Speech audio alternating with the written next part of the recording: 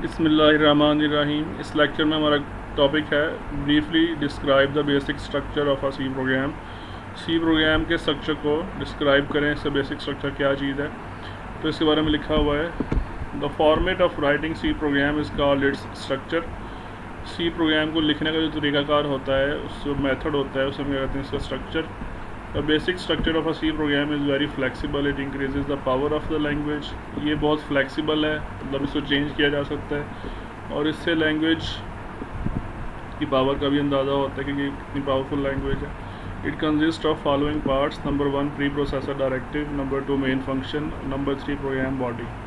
तो ये सबसे पहले जो हम लाइन लिखते हैं हैश इंक्लूड stdio.h, आमतौर पे ये लाइन कहलाती है प्री प्रोसेसर डायरेक्टिव। उसके बाद लिखा है वॉइड मेन, ये क्या कहलाता है, मेन फंक्शन। और उसके बाद उसकी ब्रैकेट्स दी हुई हैं और उसमें उसकी स्टेटमेंट्स लिखी हुई हैं, तो ये क्या कहलाता है, ये प्रोग्राम की बॉडी कहलाती है। In the above figure first line is pre processor directive to include a header file stdio.h।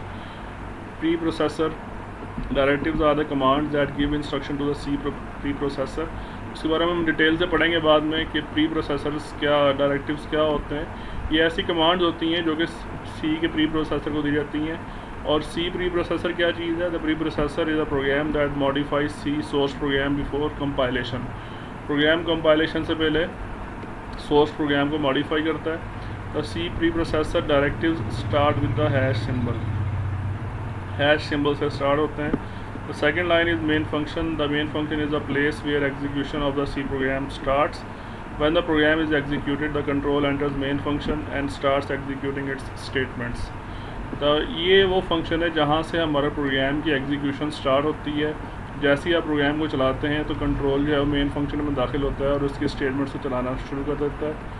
The statements of program are written in the curly braces. The curly braces opening is called opening brace and the right is called the closing brace.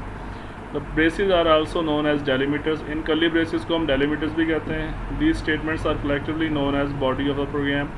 और इन statements को मजमूई तौर पर हम क्या कहते हैं, body of the program.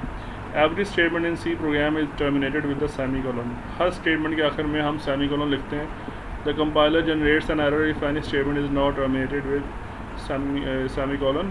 Compiler आपको error message देगा अगर आप किसी स्टेटमेंट के आखिर में सेमीकोलन नहीं लगाएंगे। तो अगर इस क्वेश्चन में कोई चीज़ समझ ना आई तो आप मुझसे पूछ सकते हैं।